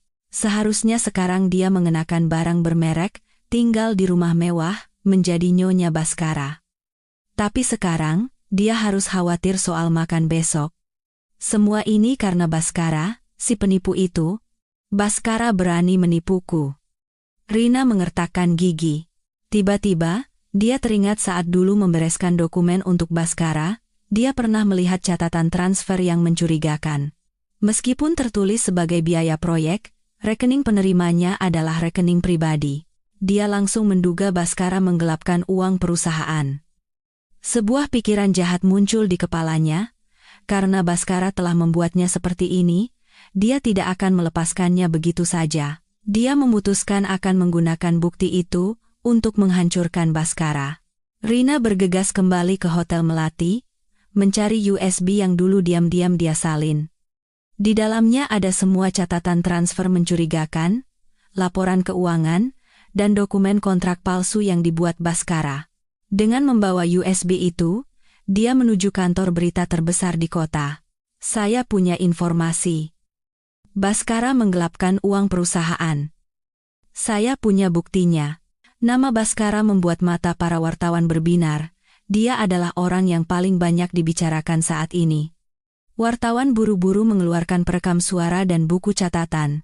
Rina melemparkan USB itu ke meja, dan berkata dengan berapi-api, "Di sini ada semua buktinya." Baskara menggelapkan puluhan miliar dari modal yang diberikan Kartika, ditransfer ke rekening pribadinya. Uang itu dia pakai untuk membelikan saya hadiah dan pergi bulan madu ke Bali. Perusahaannya itu sudah lama kosong. Wartawan memeriksa isi USB dan langsung tahu ini adalah berita besar. Mereka mewawancarai Rina dan memotret bukti-bukti itu. Kurang dari 2 jam kemudian, berita Baskara tak hanya selingkuh, tapi juga gelapkan puluhan miliar uang perusahaan menjadi berita utama di semua media. Saat itu, Baskara sedang duduk minum bir murah sambil makan mie instan di sebuah warung pinggir jalan. Dia masih berharap Kartika akan luluh. Tiba-tiba, seorang pejalan kaki mengenalinya dan berteriak, "Itu dia. Itu Baskara, si penipu yang menggelapkan uang perusahaan." Orang-orang mengerumuninya, menunjuk-nunjuk dan memotretnya. Jadi orangnya seperti ini. Pakai uang istri untuk selingkuh, menggelapkan uang perusahaan lagi. Penjarakan saja. Baskara panik ketakutan, mencoba lari tapi dikepung oleh kerumunan. Tiba-tiba, teleponnya berdering. Telepon dari penagih utang. "Baskara, dasar penipu, berita penggelapan uangmu sudah keluar. Kembalikan uangku sekarang, atau aku lapor polisi." Telepon berdering tanpa henti. Baskara melihat berita yang terus bermunculan dan menggelengkan kepala dengan gila. Dia menelepon Rina dan membentak, "Rina, ini ulahmu. kan? Kamu yang membocorkannya. Tawa sinis Rina terdengar dari seberang. Baskara, baru sadar? Iya, ini aku. Siapa suruh kamu menipuku? Nikmati saja hukumanmu di penjara. Aku besok akan pergi ke kota lain. Jangan harap bisa menemukanku lagi. Rina menutup telepon dan memblokir nomornya. Baskara berdiri tertegun sejenak, lalu menerobos kerumunan dan berlari tunggang langgang. Dia berlari cukup jauh hingga sampai di sebuah gang sepi, baru bersandar di dinding sambil terengah-engah. Jasnya kotor oleh noda, rambutnya acak-acakan, kondisinya sangat menyedihkan. Akhirnya dia ambruk. Dia memegangi kepalanya dan menangis pilu. Tiba-tiba, sebuah sedan hitam berhenti di ujung gang. Dua orang pria berjas turun dari mobil dan menghampiri Baskara. Bapak Baskara? Kami dari tim pengacara Ibu Kartika Wijaya. Ibu Kartika telah menuntut Anda secara resmi atas tuduhan penggelapan uang dan pengkhianatan dalam pernikahan. Silakan ikut dengan kami. Baskara menatap mereka dengan pandangan putus asa. Tidak. Aku tidak punya uang. Aku tidak mau masuk penjara. Itu bukan keputusan Anda, kata pengacara itu dengan dingin. Semua aset atas nama Anda akan dibekukan. Pakaian dan jam tangan yang Anda kenakan sekarang akan dilelang untuk membayar utang. Akhirnya, Baskara dipaksa masuk ke dalam mobil oleh tim pengacara. Dia merasa kali ini dia benar-benar tamat. Mobil berhenti di depan gedung Wijaya Group, dan dia diseret ke ruang kerjaku. Pintu terbuka. Baskara melihatku duduk di belakang meja kerja, suaranya bergetar. Kartika. Dia mencoba mendekatiku tapi dihalangi oleh pengacara. Aku mengangkat wajah, menatapnya dengan tatapan dingin tanpa belas kasihan. Baskara, kita bertemu lagi. Tidak kusangka kamu akan jatuh secepat ini, Kartika. Aku salah. Aku benar-benar salah. Baskara menangis meraung-raung. Soal penggelapan uang? Soal pengkhianatan? Semuanya salahku. Tolong beri aku kesempatan sekali lagi. Aku akan menebusnya seumur hidup. Kesempatan? Aku tertawa sinis. Kesempatan yang pernah kuberikan padamu sudah tak terhitung jumlahnya. Kamu sendiri yang membuangnya. Baskara? Kejahatanmu harus diadili oleh hukum. Sekarang semuanya sudah terlambat. Yang menantimu hanyalah sel penjara yang dingin. Akhirnya, Baskara diseret keluar sambil melolong. Kartika, tolong maafkan aku. Aku berdiri di dekat jendela, menatapnya dibawa masuk ke mobil polisi yang kemudian melaju pergi. Aku menelepon ayahku untuk melaporkan situasi. Ayahku berkata orang seperti itu memang pantas dihukum, dan memberiku semangat. Semuanya mulai kembali normal. Keesokan harinya setelah Baskara ditangkap polisi, sore hari terdengar keributan di luar rumah. Satpam membawa seseorang masuk. Bukan orang lain, melainkan Ibu Jamilah. Tidak bertemu beberapa hari, penampilannya berubah drastis. Pakaian mewahnya lenyap, digantikan oleh baju tua yang kompang-camping. Di tangannya ada sebuah mangkuk keramik yang retak, persis seperti gelandangan. Kartika. Nona. Melihatku, Ibu Jamilah langsung berlutut. Mangkuk keramiknya jatuh. Beberapa bakpao keras di dalamnya menggelinding keluar. Tolonglah orang tua yang malang ini. Beri aku sedikit uang. Aku akan mati kelaparan. Baskara sudah masuk penjara. Sekarang aku tidak punya siapa-siapa lagi. Dia menangis terseduh-seduh, tapi matanya masih menatap liar pada barang-barang berharga di ruang tamu. Aku bersandar di sofa, menatapnya dengan dingin. Ibu Jamilah? Baru sekarang minta tolong? Dulu saat menindasku, apa tidak terpikirkan hari seperti ini? Kartika. Aku salah. Aku memang gila. Ibu Jamilah membenturkan kepalanya ke lantai sampai dahinya memerah. Tolong kasihanilah orang tua ini, beri aku uang untuk makan. Nanti kalau Baskara keluar, kami pasti akan membalas budi. Membalas budi? Aku tertawa getir. Bagaimana caranya? Mengembalikan anakku yang telah hilang? Atau melunasi utang yang kalian buat? Ibu Jamilah, sekarang berpura-pura menyedihkan tidak akan membuatku luluh. Aku menyuruh Satpam mengambil sisa makanan kemarin dari dapur. Tidak lama, Satpam datang membawa sebuah panci berisi nasi sisa, sayuran, dan beberapa tulang ayam. Melihat itu, wajah Ibu Jamilah berubah, lalu dia berteriak, "Kartika, beraninya kamu melakukan ini padaku? Ini kan makanan sisa, sudah lebih dari cukup, bukan?" Kataku dengan dingin. "Ibu Jamilah, sekarang status Anda adalah pengemis. Diberi makan saja seharusnya sudah bersyukur. Masih menganggap diri Anda nyonya besar? Anggap saja sisa makanan ini adalah belas kasihan terakhir dariku."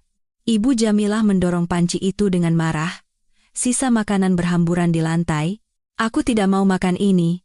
Beri aku daging, ikan, dan uang. Kamu punya banyak uang, kan? Uang 1 atau 2 miliar itu hanya uang receh untukmu, kan? Berikan sekarang, atau aku akan tidur di depan rumahmu dan teriak-teriak kalau kamu menyiksa ibu mertuamu." "Ibu mertua?" Aku tertawa sinis. "Ibu Jamilah, saya sudah bercerai dengan Baskara. Anda bukan lagi ibu mertua saya, dan saya tidak punya kewajiban untuk menafkahi Anda. Kalau masih mengamuk di sini, saya akan kirim Anda ke sel di sebelah anak Anda. Silakan pilih." Mendengar kata-kataku, Ibu Jamilah ketakutan. Dia tidak berani berteriak lagi, hanya bisa menangis memohon. Tapi aku tidak akan pernah melupakan hari di mana dia membuatku kehilangan anakku, hari di mana dia mencuri peninggalan ibuku untuk diberikan pada selingkuhan suamiku. Aku menyuruh Satpam mengusirnya dari rumah. Ibu Jamilah diseret keluar sambil terus mengumpat, tapi aku tidak peduli. Aku menatap punggungnya yang menyedihkan dan merasa puas. Tiba-tiba, ada telepon dari pengacara. Kasus penggelapan uang Baskara sudah memiliki bukti yang kuat dan akan segera disidangkan. Apartemen kecil atas nama Ibu Jamilah juga akan dilelang untuk membayar utangnya padaku. Aku merasa puas dan meminta pengacara memastikan Baskara mendapatkan hukuman yang setimpal. 1 minggu kemudian, sidang Baskara dimulai. Aku mengenakan setelan putih sederhana dan pergi ke pengadilan. Di depan pengadilan dipenuhi wartawan. Aku hanya berkata singkat, "Keadilan harus ditegakkan," lalu masuk ke ruang sidang. Baskara duduk di kursi terdakwa, mengenakan seragam tahanan, tampak sangat menyedihkan. Tak lama kemudian, Ibu Jamilah masuk ke ruang sidang dengan kondisi kumuh, memanggil nama anaknya sambil menangis meraung-raung hingga ditenangkan oleh petugas pengadilan. Sidang berjalan cepat. Tim pengacara menyajikan bukti penggelapan dan pengkhianatan Baskara dengan sangat jelas. Dia hanya bisa menunduk, tidak membantah.